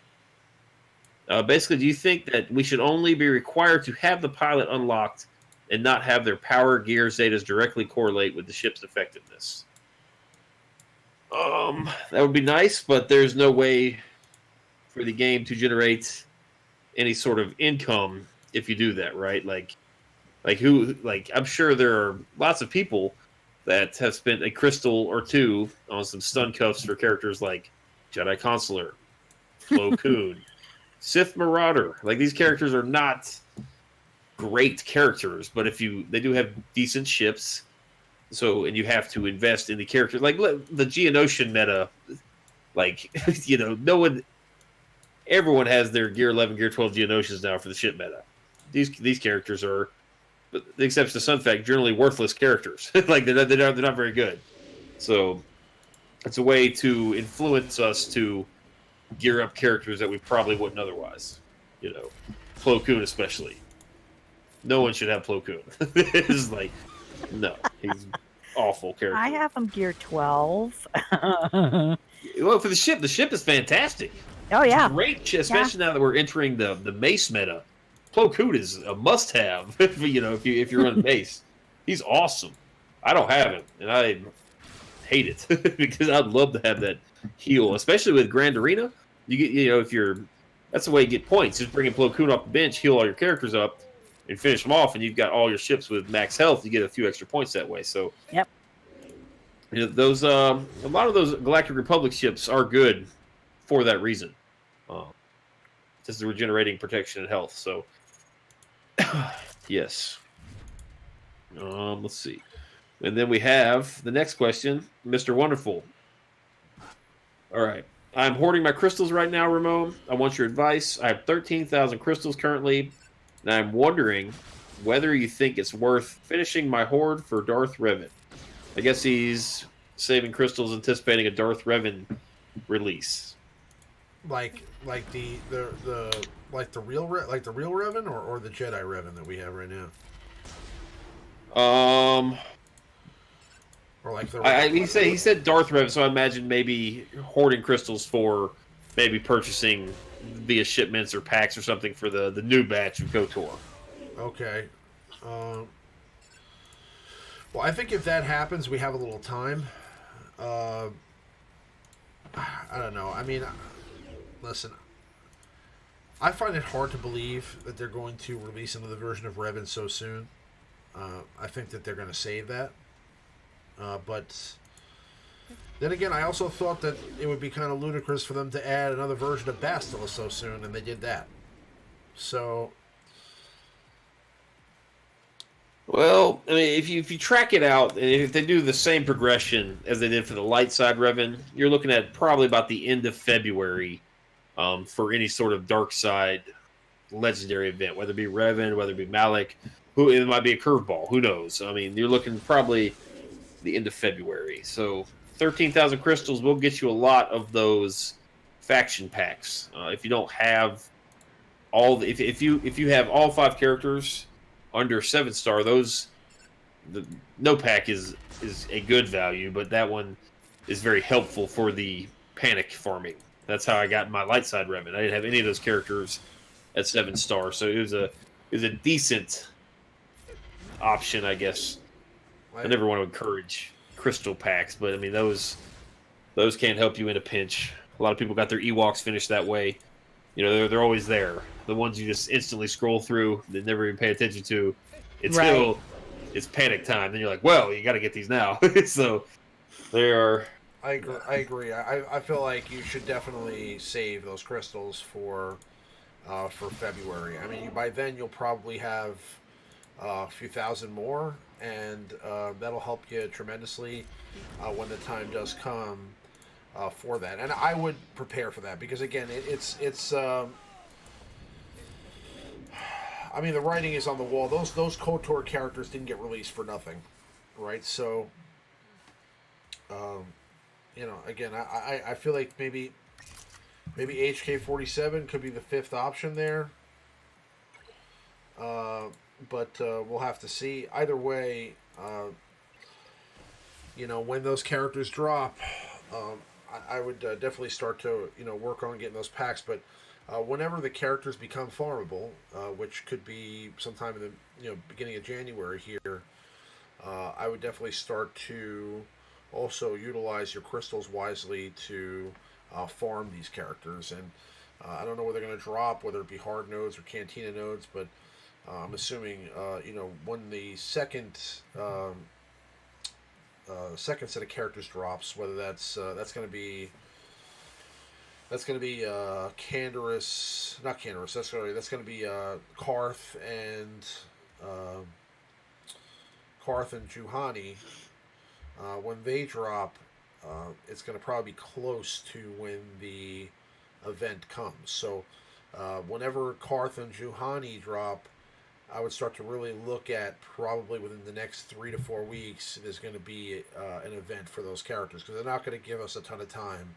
So whenever Karth and Juhani become free to play, if the Revan event is coming, or it's a Malik event, which will be just as awesome. Not just as awesome, it would be also awesome. I think that that would be around when you really need to start, thinking about panic farming and just start to put your resources in the right place now. Farm those characters, and then when the time comes, again, bear in mind it's not going to help you if you're buying packs to have a 7-star Dark Side Bastila, but then you still have to farm all those other characters. You'll end up just wasting all the shards for Dark Side Bastila that you get, if you're going to buy packs. So. If you're planning to just hoard crystals now and then maybe add another $100 or so to help you finish off the farm, or if you're planning on saving, let's say 30k crystals, then absolutely I would save and just continue to save, and then when the time comes, invest whatever you have to finish it up. Yeah, I think it is roughly about right around 30k crystals. If you have 3 4-star characters, you get them 7-star. In a panic. So I think that was a good number. I want him free. Well, hey, you keep saving them, you'll get him for free. Let's see. Thane Kyrell. When are we getting Kenobi's Zeta, and what would you guys like it to look like? Well,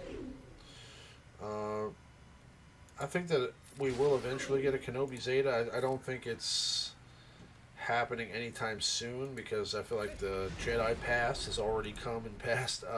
But again, we may get another Jedi Pass sometime next year with a lot of these other characters like Ayla, Plo Koon, as we were talking about before, etc. So I think that when it does come, what I would like to see would be either maybe a pre-taunt added to Kenobi would be kind of cool. Or that is an option on his unique. He's got an empty spot on his unique and his leadership ability, so that would be an option for sure. Maybe a pre-taunt or possibly a possibly a debuff. That he sticks on opponents. I don't know. I would like to see a pre-taunt. That would be kind of cool for Kenobi to get the pre-taunt. That would make him really like a better tank overall, I think. And maybe some sort of a stacking offense, or sorry, a stacking offense option that would make him hit a little bit harder. That would be kind of cool if that was another option for his unique. But for his leader, I would like to see something added that really benefits the Jedi. But again, I feel like if anything, that just hoping for what's realistic here. I think a pre-taunt would be awesome. Kind of like we were all hoping for Han Solo to be able to ignore taunt with his Han shoots first. That was really the right thing to do there. I think giving Kenobi a pre-taunt or some sort of offense would be a great way to go for him. What do you guys think? Well, a lot of these characters that are coming out in this KOTOR pack, there's a lot of Death Mark and a lot of Mark benefits. Maybe it adds another element of one of those. Not Death Mark, I guess, but maybe Marked. And you get 2 Marks on the same team, that'd be a little overpowered now that I think about it. But maybe give a little extra boost to the clones, because the clones suck. They're pretty bad. So maybe a reworked Kenobi, some Zetas there could give a little, little boost to the clones. Maybe I'm not sure. I don't know his leadership. I'm looking at it now. It's so long and complex already. You know, maybe double 60% max health, 140% defense. I mean, I'm not sure what you could do. Right. Yeah, I'd like to see him wave his hand and do a cleanse. that would be nice. Yeah. Or Yeah. maybe, maybe like an R2 type ability if, you know, a certain mechanic that just passively cleanses a Mm-hmm. character would be very, very helpful. Because that's something that's definitely helpful for the clones, because the clones don't have anything that Mhm. can cleanse themselves. Yeah, that's a good call. Yeah. It'd be That'd be very, very nice. it'd be awesome if they added an ability called the High Ground, and they just let him chop off somebody's limbs. That would be the best rework ever for Kenobi. You know? But uh, yeah, no, I think that I agree with you guys. I mean, it would be it'd be cool to see something, but I don't think they're going to go too crazy with it. I don't think they're going to make it like meta breaking and he's already really good. I mean, if they did anything ridiculous, it would be a broken character. All right, let's see. We got two that kind of go together, and we got the next one from Piano Jonathan. Is Bosk's second Zeta good? Absolutely. Just been wondering. It is. Absolutely, yeah. It doesn't look that good on paper, but think about the course of a battle. Bosk is generally very, very fast, so he's going to taunt on his first move. When he goes first, you know, basically what it does is when Bosk loses his taunt, he gains taunt for one turn if the weakest enemy has protection. Bosk is going to go first. Bosk is going to taunt, and then the opposing team is probably going to take a turn, and all they have to do is just dispel Bosk. But with that Zeta, they can dispel it, and it doesn't go away. It's just like a ship. If the opposing ships have breach on it, it just keeps that taunt. So what it does is it basically allows his taunt to withstand a dispel, which is very, very important because the bounty hunters, the majority of them are super squishy, even with that leadership ability. Greedo, IG-88, Zam Wessel, Mm-hmm. these are all super squishy characters, and it allows you to get an extra turn out of that taunt. And you're probably going to use it up with the frenzy anyway. So you want to be able to just keep your characters alive. So Boss can go and go and go, and then Boss will taunt. He has that frenzy. Your characters get to go. He keeps his taunt, and your characters get to go use a special ability. He goes right away and does that assist move. So it's very good, especially if you're using like Zam Wessel and like thermal detonator mechanics. It's very important for him to keep that taunt, and plus it makes his ship even better. So Yeah, I mean, another thing is that they're besides them being squishy, his payout or his payout is probably one of the easiest to get. So mhm. it would happen relatively quickly, and giving you that extra time before they start to attack the rest of your team really can help you achieve that payout before he loses taunt. So it's huge to get that extra turn of taunt because again, you're just giving some survivability to the rest of the team and giving you a chance to get that payout so that they can start regenerating protection, and that really helps out a lot. All right. Well, we'll do this one that just came in real quick, and we'll end with these last two. Hans Omar von Herald Duarte. Would you full Zeta CLS now that there are too many characters that need Zetas, or just Zeta the bind all things and move to the other? Um, I would say CLS is such a. Would you full Zeta like all three? Yeah.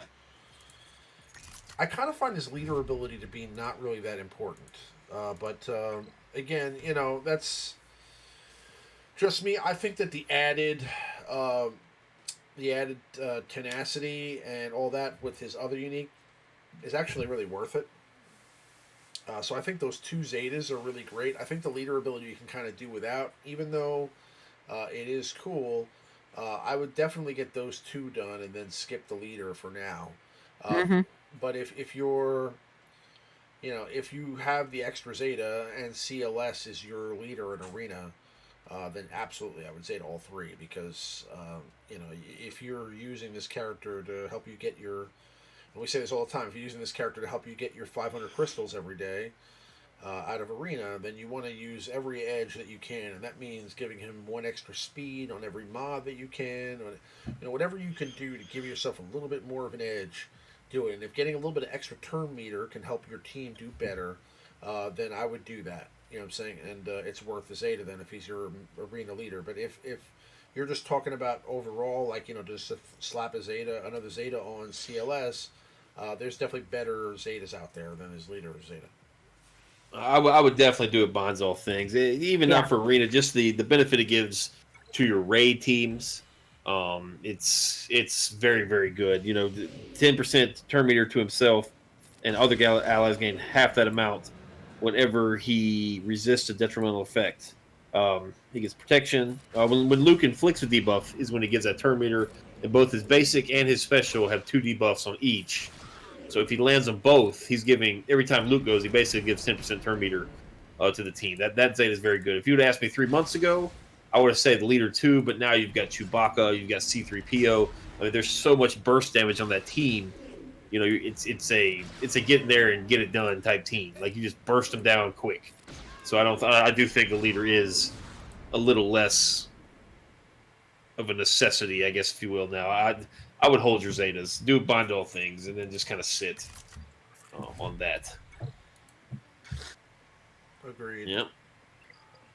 They ask same thing about JTR. JTR. You will want JTR's lead. That's a requirement, and you will want her second unique. There's her third that I don't think is good at all. I don't know what it does off the top of my head here. Definitely do her lead. Her lead is basically required if you're gonna try to use her. The insight is the one I have Zeted. It's basically just gives the crit damage up, the offense up, blah, blah, blah, blah. Foresight until she evades. When she evades, she does recover 5% health and protection. That comes in very, very handy for P1. So, of the Sith raid. So I would do 2 on her. You guys have all 3 on Rey? I think I have 2 on Rey. I have 2, and then on my big account, I do have 3. The third one is not bad, but it's just she basically self-cleanses. It's 40% chance to dispel all the debuffs on herself. It's It's kind of again. There's other Zetas that I think are better. I think that taunt for, I think that taunt Zeta for Bosk is better than that Zeta. Yeah. Well, just you got to think though. When you're using Rey, you're traditionally using BB-8s and R2D2. If you're worried about cleansing, you definitely want to do that R2D2 one. That one's a much better Zeta, and it's universal. You can put it on any light side character anytime they crit, they cleanse themselves. So it Rey goes a lot. So you're going to get cleanses that way. So that's probably the better choice for a Zeta there. All right, now these last 2, save them for last, and this is a roundtable discussion. Master KT, personal favorite new character this year. Who are your favorite characters that have been released this year? Well, I mean, that's pretty easy for me. I mean, I would definitely say Revan is my favorite character of the year. As much of a homer as that is, it's truth. I think that if I had to pick a second and not a homer pick, then I would probably pick Darth Treya. Abby? I'm gonna buck the system, and I'm gonna say Pimp Trooper. Yeah, he's good. I don't know why, but I love that character. Does just absolutely wonderful on my Imperial Troopers. I love the look of it. I love him stomping his feet and the little LED lights lighting up. The little furry shoulders.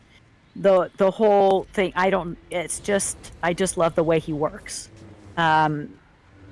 Now, in actuality, I mean, I should go with Revan or Treya or something, but gotta have my trooper boys. Well, he makes the whole faction just die. They're all great. They're fun. It makes it so fun. It's just cool overall, and I don't get to play them enough. So I take every advantage that I possibly can in dark side territory battles to use them. Well, mine definitely Nest. Nest is probably my favorite character in the game. But to kind of go outside the box, it's definitely L337. I think she is awesome.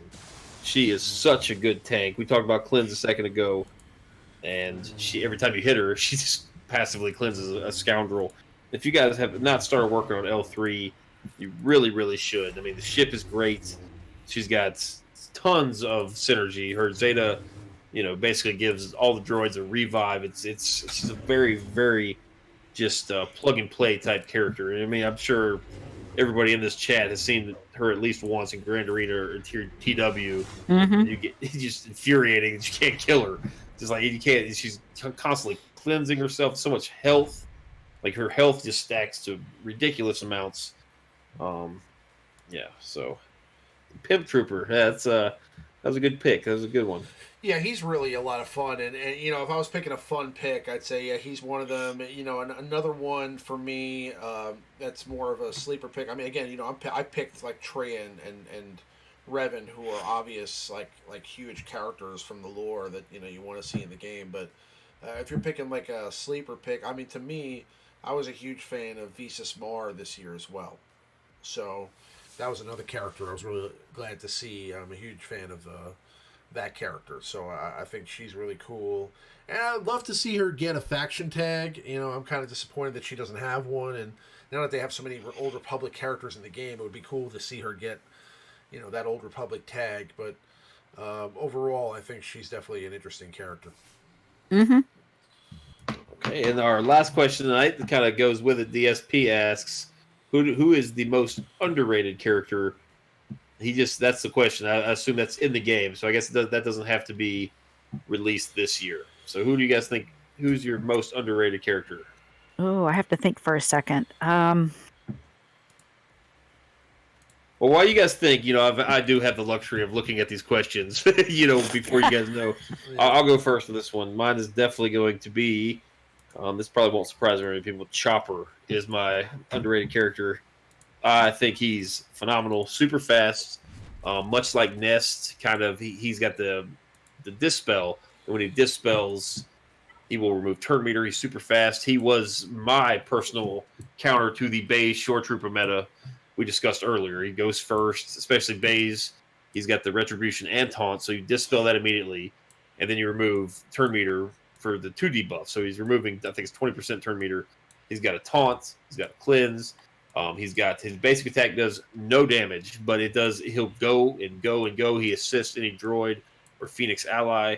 And now you add in C3PO to the mix, and now every time, because he's a rebel, every time Chopper assists, he exposes too. So Chopper actually generates massive amounts of damage now, while boosting all the Phoenix and droids with random debuff or random buffs. So regenerating health. I've always liked Chopper. I think anyone that watches the show knows that, but he's my most underrated character.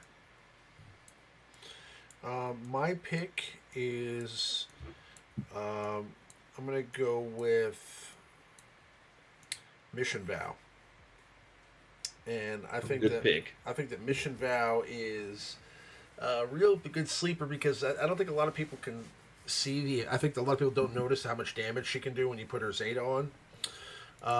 She can really hit hard. So basically, when you put her Zeta on, and she works with Zalbar, she gets 10% offense stacking, and she gets called in for assist every time Zalbar does an ability. I mean, she really starts to do a lot of damage, and I've seen her hit for upwards of like 60k, 70k, like one-shotting characters, at certain points. So, it may not seem it at first. She's got that stealth ability, which makes her tough to get at, and she's just a really interesting, cool character. And I think that now that they've added some more Old Republic characters, like Canderous Ordo, like Carth Onassi, you're going to see her really pop up in viability as more people get these characters to be 7 stars, because she's a great all-around character, and I think if you throw her into a synergistic Old Republic team, I think she'll really shine behind a Cartho Nasty lead. Oh, if built right, I mean, she is arguably the highest damage character in the game. Like, you know, if you build her right, you make it to where your Zalbar just eats all the damage. She can hit hard, like one-shot character type hard. Yep. So she is a good pick there. Okay, I'm going to say Ayla Sakura. A lot of people don't use her. That's just one of the things that popped into my head. She's been underrated for a long time. She's kind of tanky. She can hit really, really hard. She is wonderful on a Jedi team. She can assist. She stuns. She, in her leadership position, she has all that tenacity, and she can help heal some of the other Jedi. She health steals, if I'm not mistaken. She also counters, has a chance to counter. She's just a good overall character that is definitely underrated, I think. That's a good pick, too, because, you know, Revan, every time you attack out of turn, you get the protection back. And you mentioned she is super tanky. Like, she's a character that's going to go often. And if you mod her right, even if you're against Traya, she will regain more protection than she loses going out of turn. So she's very interesting. That's right. She's one that I definitely put, as soon as Revan came out, I put her on the team. Yeah. A lot of people kind of laughed at me for doing that, but I'm like, she can hit for 30 to 40,000 easily, and that's not very well, and mine's not even that well modded. So she could probably do better than that. She stuns with a basic. She calls an assist. I mean, she's got right counters. She's got the great count. She counters. And she still doesn't have a Zeta. And whenever they do a rework, I think she's going to be really ridiculous. I agree. I agree. She's going to be fantastic if she gets a Zeta. Yeah. So I mean, I think she's just basically one. She's basically stayed probably the most viable of all the secondary Jedis in this game. And again, I mean, so she's really kind of withstood the test of time, whereas like characters. Even Grandmaster Yoda became unusable for quite some time. I mean, she was still usable in a Qui-Gon Jinn team, or when his Zeta first came out, and but she's just she's one of the higher damage dealing Jedis. Again, she's just a little bit. She's got a little bit of an outdated kit. I think if they gave her, some love, I think she would be one of the better, if not one of the best Jedi in the game. So I agree. Yeah, she's got room for it on her counter move. You know, maybe that Zeta takes it from 65% counter chance to 100. Maybe adds a little more counter damage.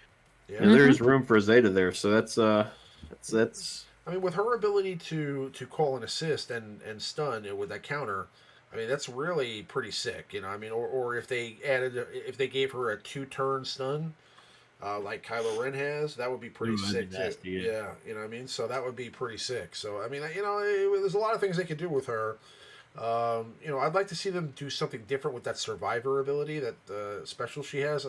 I kind of hate that attack is like that generic Jedi attack in this game. Like, they gave it to, like, Ivan Dundee, and it's, like, awful. They need to get rid of that and give her something else. A different animation altogether. I hate that attack. I hate Ima Gundy when he does it too. But you should hate Ima Gundy anyway. He's terrible. He's awful. He's terrible. He's so bad. I mean, he was interesting at first. I mean, like, he was definitely somebody I farmed forever because I wanted to be that first guy in my arena that ran Ima Gundy. But I was so disappointed because I literally got him to like 7 stars, and then like a week later they put him in Cantina nodes. It was like one of those things where, like, I was like, yes, I'm the only one who has a 7-star Ima Gundy. I was like, I wasn't done yet. I think I was maybe like 20 shards away from finishing him off, and I immediately lost all interest in getting him done because I was like, everybody's gonna have an Ima Gundy now. and it's not going to be that cool. This is back when he was actually going to, I thought he could be decent, like with like a Yoda team or, Anybody that played this game the first year, everyone tried an I'm a Gundy team at some point. That was like, everyone tried, and it was just, ugh. It was the I'm a Gundy, Ayla Secura, what was it? Was it Fives? Yeah, back when Fives was broken in like one shot in characters when he countered. Yeah, that was like that counter team. Yeah, and then you had there was somebody else too. I'm not thinking. Maybe Kenobi was a part of it. I'm not sure. But there was definitely not Kenobi. It was who was the other count? Was it Dooku? Was in that team? Dooku, yeah, because he would counter and like ability block you. Yeah, that was actually for the time being that was a pretty good team. I remember Ewalkin ran that team in Arena for like a year and a half, for like forever. But yeah, so that's it. I think we're gonna call it a stream. Do we have any more questions? No, that was it. All right. Well, guys, glad everybody was able to stick it through the night here. We're gonna go ahead and call it an evening. We're coming up on 2 hours here. A lot of fun, a lot of good times, a lot of bad times. We're coming into the new year. As of tomorrow, it'll be 2019. I want to wish everyone a happy and merry new year, and looking forward to the next year in Star Wars Galaxy of Heroes. We're gonna be back here next Sunday with our first show of the new year, and hopefully some more information or some sort of updates on what's going on with Finn and what's coming in the next few weeks over here in January. But looking forward to a fantastic new year with a whole bunch of new game modes and characters, and hopefully we get the Death Star next year. And I got my fingers crossed. So we'll see you next year, and look forward to some content this week. I just put out a character review for Amlin Haldo that I did with RangerJ1999 from the Reality Skewed Gamers. That's on my channel right now, so please go check that video out. I'll also be posting another review tomorrow for another character, and then Ranger and I will be doing a couple more throughout the week. So you're going to get a lot of character reviews. I'm going to post the top 5, and I'll also be posting some content for the Power Rangers game this week as well. I'm going full YouTube crazy over the next couple weeks, so stay tuned for it, guys, and definitely check out the videos when they drop. But if you guys get a chance, also go check out Maurice's show on Tuesday night at 9:30 Eastern Time, The Galaxy's Edge, on the Operation Metaverse channel. And I believe that Avinash and Nadi put out a video just recently on Nukin's channel, an in-depth podcast, so go check that out also. So to the my guests and my co-hosts, I hope you guys have a happy new year, and thanks for everything that you guys do, and we look forward to seeing you guys later, guys. May the force be with you, and we'll see you on the next one. Cheers. Good night, everyone.